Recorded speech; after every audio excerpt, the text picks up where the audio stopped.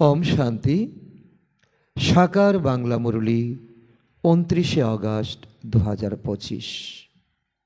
আজকে বাবা বলেছেন, মিষ্টি বাচ্চারা, নিজের সেফটির জন্য বিকাররূপী মায়ার কবল থেকে সদা সুরক্ষিত থাকতে হবে।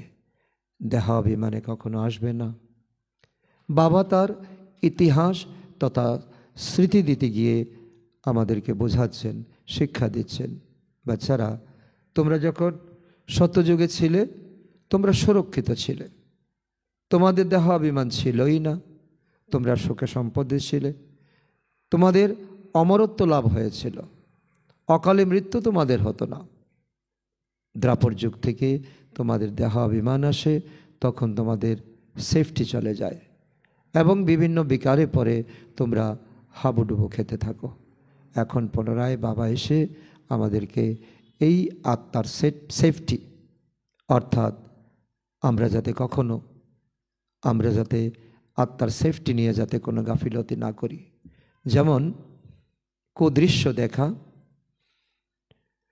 বিষয়কে নিয়ে আলোচনা করা, কুসঙ্গ করা, নোবেলস পড়া ইত্যাদি ইত্যাদি অনেক কিছুর থেকে বাবা আমাদেরকে অনেক সতর্ক করেছেন। কারণ মায়া যে কোনো সময় তোমাদের উপর ঝাপটে পড়তে পারে আর তোমরা সুরক্ষিত থেকে অরক্ষিত হয়ে যাবে। আজকের প্রশ্ন, পূর্ণ আত্মা হওয়ার জন্য বাবা সব বাচ্চাদের কোন মুখ্য শিক্ষাটি প্রদান করেন? উত্তর, বাবা বলেন, বাচ্চারা, পুণ্যাত্মা হতে হলে 1. শ্রীমত অনুযায়ী সদা চলতে থাকো, স্মরণের যাত্রায় গাফিলতি করো না। নাম্বার 2, আত্ম অভিমানী হওয়ার পুরোপুরি পুরুষার্থ করে কাম বিকার রূপী মহাশত্রুকে পরাজিত করো। এই হলো সময় পুণ্যাত্মা হয়ে এই দুঃখধাম থেকে সুখধামে যাওয়ার। আর এই হলো সঙ্গম যুগ। এই সঙ্গম যুগে কমপক্ষে আমাদের এই 2টি পয়েন্ট বাবা যে আজকে আমাদের শিক্ষারূপে দিয়েছেন। সদা শ্রীমত অনুসারে চলতে হবে, স্মরণের যাত্রায় কখনো গাফিলতি করতে পারবো না, স্মরণ করেই সব কিছু আমাদের ঠিকঠাক রাখতে হবে, আত্মাভিমানী হওয়ার পুরুষার্থ করতে হবে, কাম বিকার রূপী মহাশত্রুকে পরাজিত করতে হবে। এই সঙ্গম যুগ, এই সময় পেরিয়ে গেলে আর এই সময়কে খুঁজে পাওয়া যাবে না। ওম শান্তি। বাবা রোজ বাচ্চাদেরকে জিজ্ঞাসা করেন, শিব বাবার উদ্দেশ্যে বলা হবে না যে শিব বাবার ছোট ছোট বাচ্চা কাচ্চা আছে। আত্মারা তো হলোই অনাদি, পিতাও তো অনাদি। এই সময় যখন বাপ এবং দাদা একত্রে আছেন তখনই বাচ্চাদের দেখাশোনা করতে হয়। এখনই আমাদের দেখাশোনা অর্থাৎ আমাদের সেফটি দেওয়ার জন্য বাবা রোজ আমাদেরকে এই 4 পাতার মুরলী শিক্ষারূপে পাঠান। বাচ্চারা হল অনেক, যাদের রক্ষণাবেক্ষণ করতে হয়। সাকারে তো খুব কম সংখ্যক ছিল, এখনও তো 140টা দেশে এই বাবার শিক্ষা প্রচলিত আছে। একজনের কর্মের চার্ট রাখতে হয়। বাবা রোজ আমাদেরকে বলছেন পোতামেল রাখো। যেমন লৌকিক পিতার চিন্তা যেমন থাকে, তারা চিন্তা করে আমার সন্তান যদি এই ব্রাহ্মণ কুলে এসে যায় তাহলে ভালো হয়। কারণ লৌকিক পিতা যদি এই ঈশ্বরীয় শিক্ষায় শিক্ষিত হয় তো সেও চাইবে তার সন্তানকে এই ব্রাহ্মণ কুলের গড়ে তুলতে। তো আমাদের বাচ্চারাও পবিত্র হয়ে পবিত্র দুনিয়ায় যাবে। এই পুরানো দুনিয়ায় নর্দমায় যেন ভেসে না যায়। অসীম জগতের পিতার আত্মারূপী বাচ্চাদের প্রতিও চিন্তা থাকে। অনেক সেন্টার আছে না, কোন বাচ্চাকে কোথায় পাঠাতে হবে যাতে সে সুরক্ষিত থাকে। আজকাল সেফটি থাকা খুবই মুশকিল। দুনিয়ায় কোনো সেফটি নেই। যে কোনো সময় যে কেউ কুসঙ্গে পড়ে যেতে পারে, দৃশ্য দেখে তার মন বেকুল হয়ে উঠতে পারে এবং নভেলস পড়ে তার মনে অনেক সংকল্প বিকল্প হতে পারে। তো স্বর্গে তো প্রত্যেকের সেফটি থাকবে, স্বর্গে না থাকবে কুসঙ্গ, না থাকবে কুখাদ্য, না থাকবে কুদৃশ্য। তো এখানে কোনো সেফটি নেই। তার জন্য বাবা প্রত্যেকটা বাচ্চার জন্য চিন্তা করেন, যেভাবেই হোক বিকাররূপী মায়ার কবলে পড়ে যায় বাচ্চারা। এখন তোমরা এখানে পড়াশোনা করছো, সত্যের সঙ্গ এখানেই আছে, গড ইজ ট্রুথ, তাই না? এখানেই দুঃখধাম থেকে বেরিয়ে সুখধামে যেতে হবে। এই আমাদের ট্রেনিং পিরিয়ড চলছে। এখন সঙ্গম যুগ, পিতা পরমাত্মা আমাদেরকে শিক্ষা দিচ্ছেন, কারণ এখন আত্মারূপী বাচ্চারা জানে দুঃখধাম কী, সুখধাম কী, সকলের অনুভব আছে। কারণ আমরা চারিদিকে চোখ খোলা রেখে চলি, দুনিয়াটা এখন কী হালে চলছে আমরা জানি, তো দুঃখধাম কী আমরা জানি, আর সুখধাম কী তাও আমরা জানি। যথাযথ বর্তমান সময় হলো দুঃখধাম। প্রত্যেকটা ঘরে অশান্তি, প্রত্যেকটা ঘরে লড়াই ঝগড়া মারামারি, অনেক পাপ কর্ম আমরা করেছি এবং সেখানে পুণ্য আত্মারা বসবাস করে। এই আমাদের অনুভব হতে হবে। যারা আমরা এখন রেগুলার পড়াশোনা করছি, তো আমাদের এই অনুভব হতে হবে যে অনেক পাপকর্ম করেছি, এই দৃশ্য আমাদেরকে দেখতে হচ্ছে। আর আমরা এখন পুণ্য আত্মার দুনিয়াতে আমরা যাব, কারণ পুণ্য আত্মার দুনিয়াতে তো এইসব থাকবে না।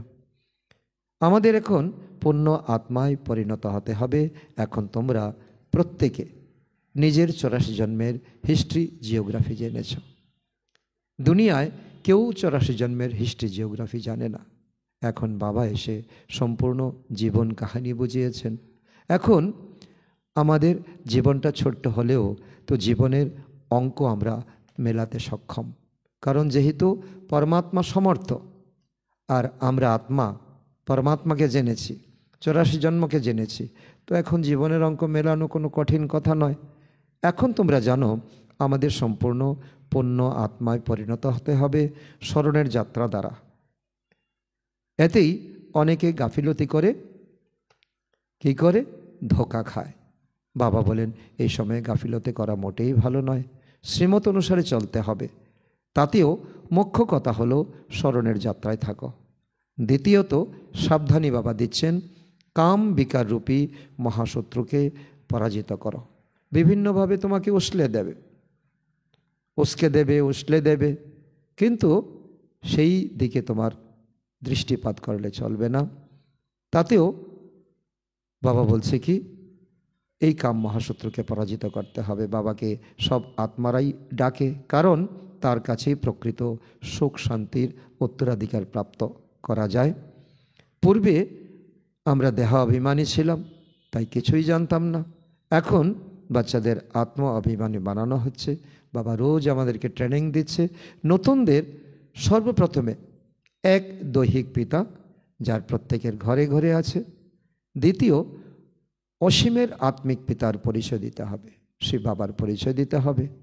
অসীম জগতের বাবার কাছ থেকে অনায়াসে স্বর্গ অর্থাৎ বহিস্থ আমরা প্রাপ্ত করতে পারি, বৈকুণ্ঠ প্রাপ্ত করতে পারি। দৈহিক পিতার কাছে নরকের প্রাপ্তি হয়। সন্তান যখন প্রাপ্তবয়স্ক হয় তখন সে সম্পত্তির অধিকারী হয়। যখন বোধ আসে তখন ধীরে ধীরে মায়ার অধীনে চলে যায়। সেসব হলো রাবণ রাজ্য অর্থাৎ ভিখারি দুনিয়ার নিয়মাবলী। যখন পিতা দেখবে ছেলে বা মেয়ের বয়স হয়েছে, তখন তার জন্য সম্বন্ধ খুঁজবে, তাকে পাত্রস্থ করবে।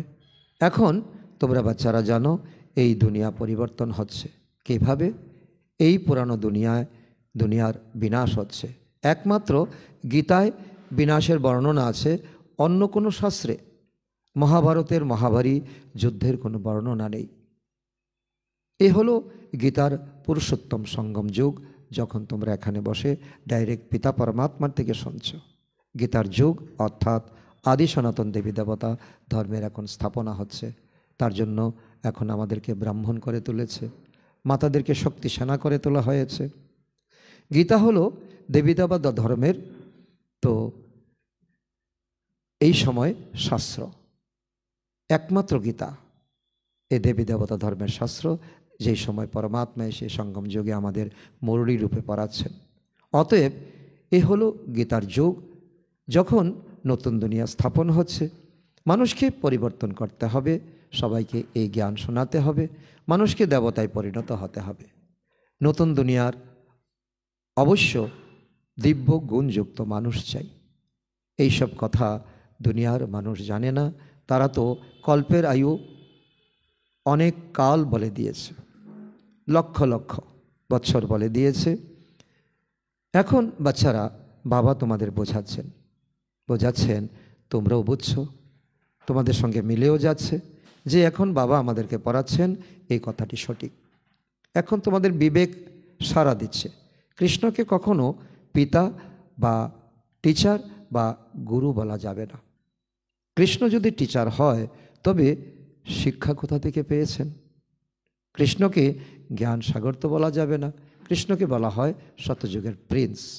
এখন বাচ্চারা তোমাদের গিয়ে বড়দের বোঝাতে হবে, কারণ তোমরা আপাত দৃষ্টিতে যাদের মনে করো তারা বড় সম্প্রদায়ের, তারা অনেক শাস্ত্র অধ্যয়ন করে, গুরু বিদ্বান পণ্ডিত, তাদেরকে বোঝার দায়িত্ব তোমাদের। নিজেদের মধ্যে পরামর্শ করতে হবে যাতে সার্ভিসের বৃদ্ধি করা যায়।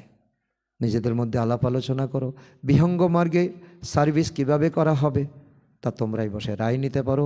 ব্রহ্মা কুমারীদের নিয়ে যে এত হাঙ্গামা করে তারা পরে বুঝবে, সেই দিনও আসছে, তারা অনুতাপ করবে, তারা বুঝবে যে এরা তো প্রকৃত সত্য, আর আমরা যে হাঙ্গামা করেছি তো এটা তো আমাদের ঠিক হয়নি। তখন তাদের অনুতাপ হবে। বাকি দুনিয়া তো মিথ্যা বলে, তাই সত্যের নৌকাটি দোলাতে থাকবে। সত্যের নৌকা তো একটাই। বাবা বলছি কি, এটাই তো একটা দোকান, আর সারা দুনিয়াতে তো মিথ্যা। তো মিথ্যার কাছে যাবে না, মিথ্যা আসবে কার কাছে? যার কাছে গুণ আছে। তো এই গুণ সম্পন্ন এই শক্তি হলো পরমাত্মার জ্ঞান। তখন এই পরমাত্মার নৌকাটি দোলাতে থাকবে। তো বড় তুফান তো আসে, তাই না? প্রত্যেক ব্রাহ্মণ আত্মার জীবনে অনেক তুফান আসে, প্রত্যেক সেন্টারে অনেক তুফান আসে। তোমরা হলে নৌকো, তাই পার হয়ে যাও। আর পিতা পরমাত্মা হলেন মাঝি, তিনি তোমাদেরকে এই পার থেকে ওই পারে নিয়ে যায়। তোমরা এটাও জানো, আমাদের এই মায়াবী দুনিয়া থেকে ওই পারে যেতে হবে। সব থেকে প্রথম নম্বর তুফান বা ঝড় হলো দেহ অভিমানের। এটা হলো সব থেকে বড় খারাপ। এই ঝড় সবাইকে পতিত করেছে। তাই তো বাবা বলেন কাম বিকার হলো মহাশত্রু। তো এই ঝড় যেন খুবই তীব্র, সহসাই যে কাউকে একেবারে কুপকাত করে দিতে পারে।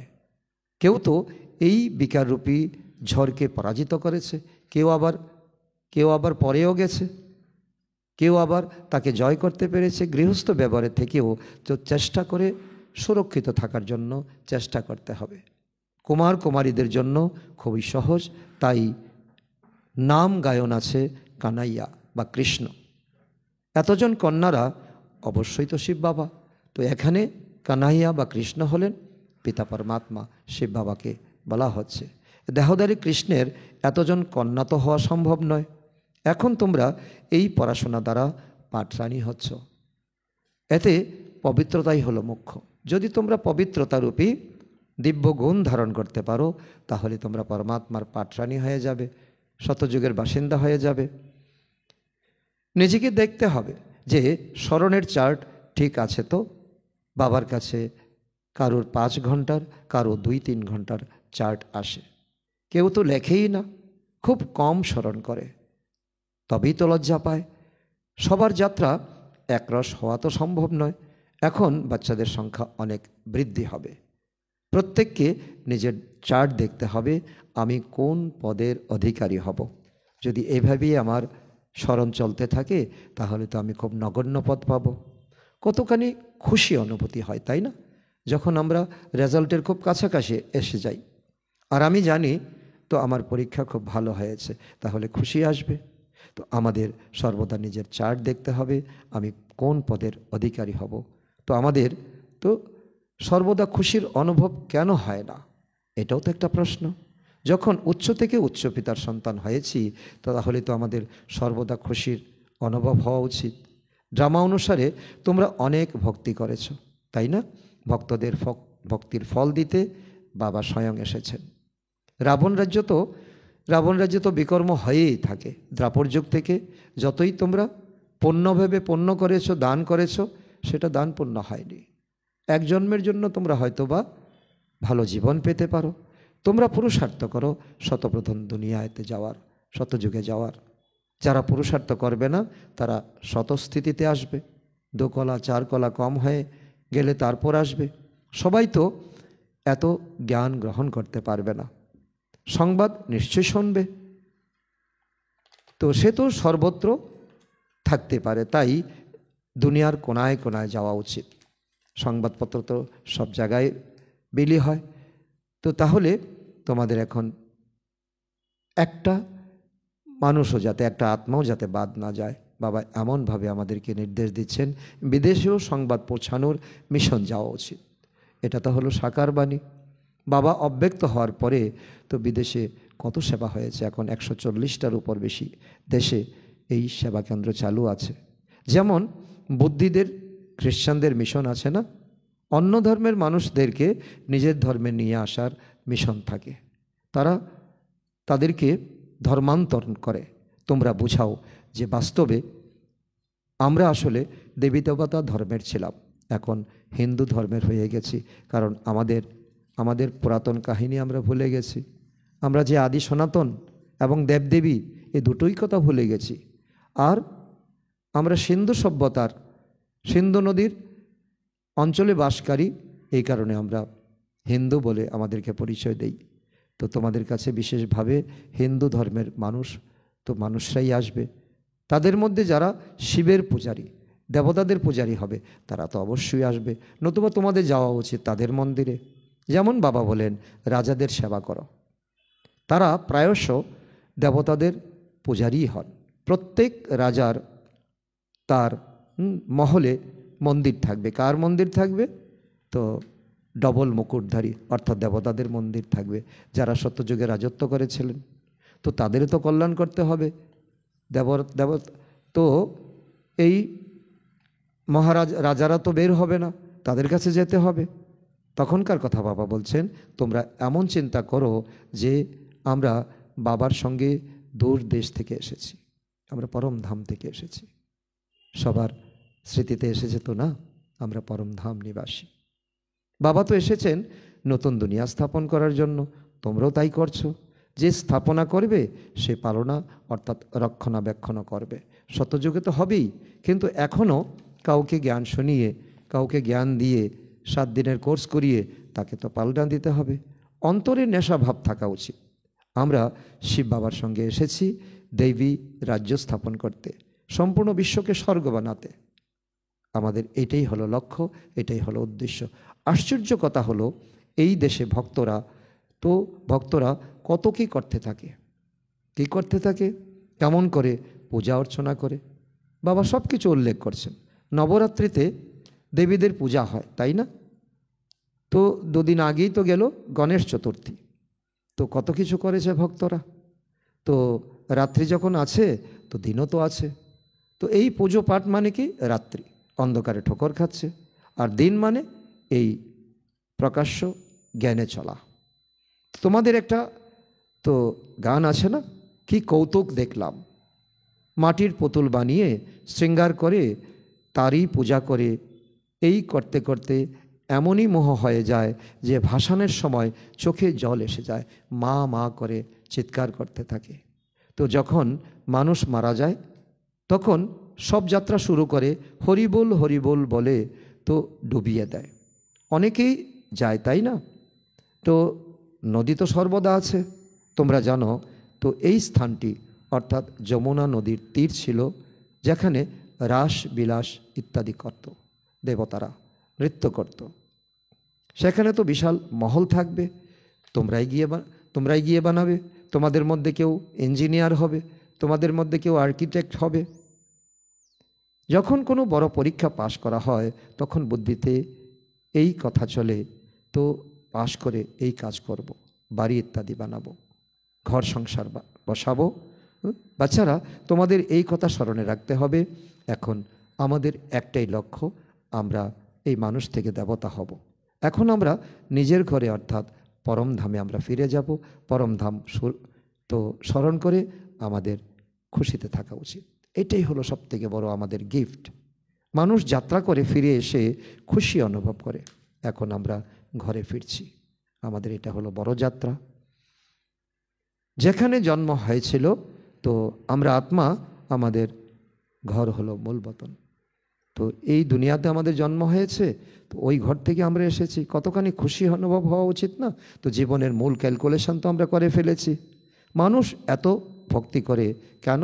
মুক্তির জন্য। কিন্তু ড্রামাতেই এমন পার্ট আছে যে কেউ ফিরে যেতে পারে না।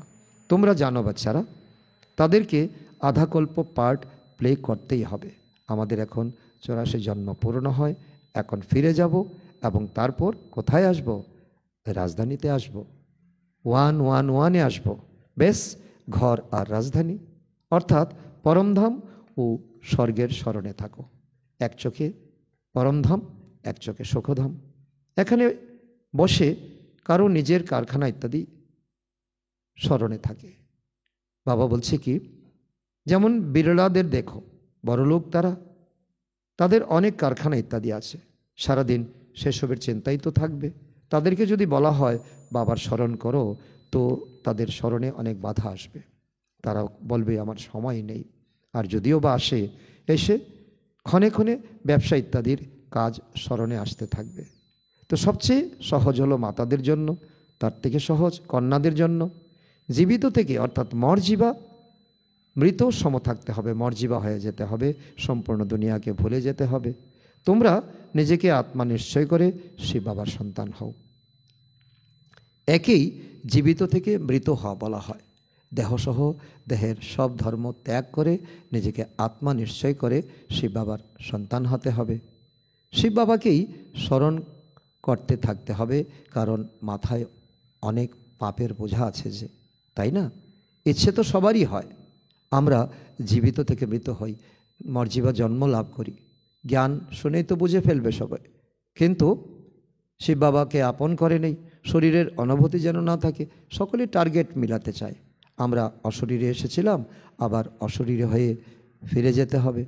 বাবার আপন হয়ে বাবা ব্যতীত অন্য কেউ যেন স্মরণ না আসে। তার জন্য একটাই, বাবা বলছে একটাই তো এটার উপায়, এক বাবা ব্যতীত কাউকে নিজের মনে করা চলবে না। সকল এই দুনিয়াতে সকলেই আমার, বাবাই আপন, সকলেই আমার পর। তো এমনটা যদি শীঘ্র হয়ে যায়, তো যুদ্ধ তাড়াতাড়ি হওয়া সম্ভব, কারণ তোমরা তৈরি হয়ে গেলে। বাবা অনেক বোঝান, তো আমরা তো সে বাবার আপন, তাই না? আমরা সেখানকার নিবাসী। এখানে তো অনেক দুঃখ আছে। এখন এই হলো শেষ জন্ম। বাবা বলেছেন তোমরা শতপ্রধান ছিলে, তখন অন্য কেউ ছিল না সত্যযুগে, ত্রেতাযুগে। তোমরা অনেক ধনী সমৃদ্ধ ছিলে, যদিও এই সময় টাকা পয়সা আছে মানুষের কাছে, কিন্তু তো এসব তো কিছুই না স্বর্গের তুলনায়। সবই করি, আর স্বর্গে ছিল ধন সম্পদ, সোনা গয়না ইত্যাদি। তো এসব হলো অল্পকালের সুখের জন্য। বাবা বুঝিয়েছেন অতীতে দান পুণ্য করেছে, তাই টাকাও অনেক প্রাপ্ত হয় এক জন্মের জন্য।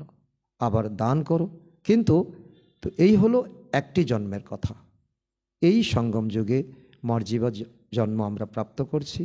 এই জন্মে আমরা যদি ইচ্ছা করি, তো আমরা 2500 বছর 21 জন্মের সুখ প্রাপ্ত করতে পারি।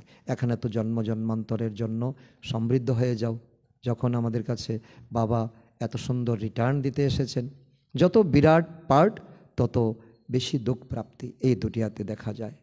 যাদের ধন অনেক, তারা অনেক কিছুতে জটিলভাবে জড়িয়ে থাকে, কোথাও স্থির হতে পারে না। কোনো সাধারণ গরিব মানুষই তো সমর্পণ করবে, ধনীরা সমর্পণ করতে পারে না। গরিবরা কি বলবে? সুদামার মতো বলবে, আমার যা কিছু সকলেই তোমার, তন মন ধন সকলেই তোমার। বিত্তবান ধনী মানুষ কখনই হবে না। তো তারা উপার্জন করে কেন? তাদের নাতি নাতনিদের জন্য, যাতে তাদের বংশ চলতে থাকে। তারা নিজেরা সেই ঘরে আসবে না, নাতি নাতনি আসবে যারা সুকর্ম করছে। যেমন যারা অনেক দান করে তারা রাজা হয়, কিন্তু এভার হেলদি তো হয় না। রাজা হলে কি হবে? অবিনাশী সুখ তো থাকে না। এখানে প্রতি পদক্ষেপে অনেক রকমের দুঃখ আছে, সেখানে এইসব দুঃখের কোনো অস্তিত্বই থাকে না। বাবাকে আহ্বান করে যে বাবা আমাদের দুঃখ দূর করো। বাবাকে আহ্বান করেছি, বাবা এসে আমাদেরকে রাস্তা দেখাচ্ছেন, শ্রীমত দিচ্ছেন। তোমরা জানো তো কিছুদিনের মধ্যেই তোমাদের সব দুঃখ দূর হয়ে যাবে। শুধু বাবাকে স্মরণ করতে থাকো। একমাত্র বাবা ব্যতীত অন্য কারো কাছে স্বর্গের উত্তরাধিকার প্রাপ্ত করতেই পারো না। তার জন্য এই দুনিয়াটা ঘুরে লাভ নেই। এক বাবাকে মেনে নাও। বাবা সম্পূর্ণ বিশ্বের দুঃখের, সম্পূর্ণ বিশ্বের জন্য দুঃখের তো দুঃখ দূর করেন, নিমেষেই দুঃখ দূর হয়ে যায়। এই সময় পশু ইত্যাদি খুব দুঃখে আছে, এ হলো দুঃখধাম। দুঃখ বৃদ্ধি হতে থাকে, তমপ্রধান হতে থাকে। এখন আমরা সঙ্গম যুগে বসে আছি, তো বাকিরা সবাই কলিযুগে। এ হলো পুরুষোত্তম সঙ্গম যুগ। বাবা আমাদেরকে দিনে দিনে পুরুষোত্তম করছেন। তো এই কথাটি স্মরণে থাকলে খুশি খুব অনুভব হবে। ভগবান পরাণ, বিশ্বের মালিক করেন, কম কথা নয়। এই কথা স্মরণ করো। তার সন্তান পড়াশোনার দ্বারা ভগবান ভগবতী হওয়া উচিত, তাই না? এখন ভগবানও চাইছেন আমার প্রত্যেকটা সন্তান যাতে রাজা বাচ্চা হয়ে ওঠে। ভগবান তো সুখ প্রদান করেন, তাহলে তো দুঃখ কীভাবে প্রাপ্ত হয় সে কথাও বাবা বসে বোঝান। ভগবানের সন্তানের দুঃখে, সন্তান দুঃখে আছে কেন? ভগবান হলেন দুঃখহর্তা, সুখকর্তা। অতএব নিশ্চয়ই দুঃখের সময়ে আসেন, তবেই তো গায়ন আছে। তিনি দুঃখহর্তা, সুখকর্তা। কারণ দাপর যুগ থেকে আমরা দেহাভিমানে এসে গেছি। তোমরা জানো বাবা আমাদেরকে রাজযোগ শেখাচ্ছেন। রাজযোগের মূল লক্ষ্যই হলো দেহি অভিমানী হওয়া, দেহাভিমান ত্যাগ করে নিজেকে আত্মা মনে করা, অন্যকে আত্মা দেখা। আমরা পুরুষার্থ করছি, এতে কোনো সংশয় থাকা উচিত নয়। আমরা বিকেরা রাজযোগ শিখছি, অন্যকে শেখাবো, এই কথা কিন্তু মিথ্যে নয়। কারো সংশয় এলে বোঝানো উচিত যে এইটি হলো পড়াশোনা। বিনার সামনে দাঁড়িয়ে আমরা হলাম সঙ্গমযোগী ব্রাহ্মণ শিখা। প্রজাপিতা ব্রহ্মা আছেন, তাহলে ব্রাহ্মণ অবশ্যই থাকা উচিত। তোমাদেরও বোঝানো হয়েছে, তাই তো দৃঢ় বিশ্বাস তোমাদের হয়েছে। যদিও মুখ্য কথা হলো স্মরণের যাত্রা, এতেই কিন্তু বিঘ্ন আসবে। আর তাতেও তোমাদের এখন তৈরি থাকতে হবে। নিজের সেফটিতে রাখতে হবে নিজেকে। নিজের চার্ট দেখো, আমরা কতক্ষণ বাবার স্মরণ করি, কতক্ষণ আমাদের খুশির পারদ ঊর্ধ্বে থাকে। এই আন্তরিক খুশি থাকা উচিত যে আমাদের বাগানের মালিক পতিত পাবনের আমরা সঙ্গ প্রাপ্ত করেছি। ওনার প্রতিটি জ্ঞান আমরা, প্রতিটি কথা আমরা মেনে চলব। আমরা শিব বাবার সঙ্গে ব্রহ্মার দ্বারা হ্যান্ডশেক করি, অনেক বড় অনুভব। আমরা শিব বাবার সঙ্গে ব্রহ্মার দ্বারা হ্যান্ডশেক করি। আচ্ছা, মিষ্টি মিষ্টি হারানিধি বাচ্চাদের প্রতি মাতা পিতা বাপদাদার স্মরণের স্নেহ সুমন আর সুপ্রভাত। আত্মাদের পিতা তার আত্মারূপী বাচ্চাদের জানাচ্ছেন নমস্কার। আমরা তো আত্মারূপী বাচ্চারা আমাদের মাতা পিতা বাপদাদাকে জানাই স্মরণের স্নেহ সুমন, সুপ্রভাত ও নমস্কার। ধারণার জন্য মুখ্য সার: 1 নম্বর, নিজের ঘর অর্থাৎ পরমধাম এবং রাজধানীকে স্মরণ করে অপার খুশিতে থাকতে হবে। সদা যেন স্মরণে থাকে এখন আমাদের যাত্রা পূর্ণ হয়েছে, আমরা ফিরে যাই নিজের ঘর অর্থাৎ পরমধামে। তারপর কোথায় আসব?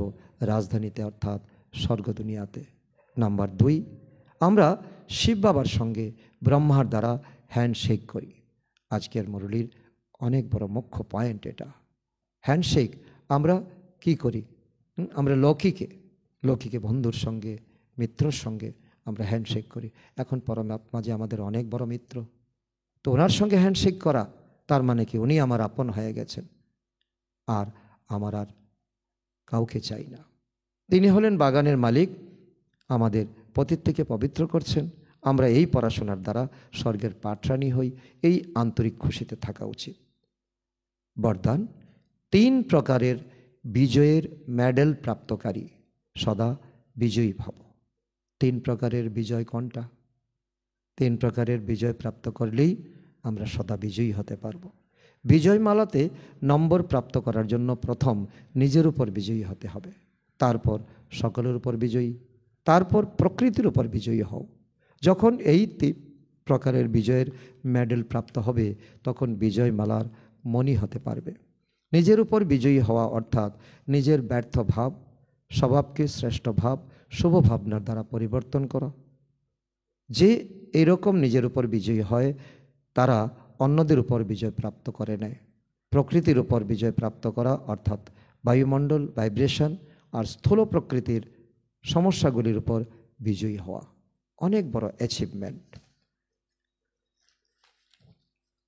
স্লোগান, নিজের কর্মেন্দ্রিয়ের উপরে সম্পূর্ণ রাজত্ব করতে পারে সেই হলো সত্যিকারের রাজযোগী।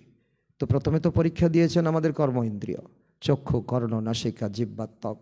তার উপরে আমরা যদি রাজত্বে যদি টিকে যাই তাহলে আমরা সত্যিকারের রাজযোগী হতে পারবো।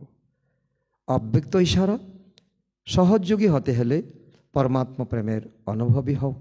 বাচ্চারা, তোমাদের জ্ঞানের সাথে সাথে সত্যিকারের আত্মিক ভালোবাসা প্রাপ্ত হয়েছে। এই আত্মিক ভালোবাসাই প্রভুর বানিয়েছে। প্রত্যেক বাচ্চার ডবল ভালোবাসা প্রাপ্ত হয়। এক হলো বাবার, দ্বিতীয় হলো দৈবী পরিবারের। তো ভালোবাসার অনুভবই শ্রীমতে চলতে সাহায্য করে, ভালোবাসার চুম্বকের কাজ করে। তারপর শোনার জন্য বা মরার জন্য তৈরি হয়ে যায়। মর্জিবা জীবন আমরা প্রাপ্ত করি।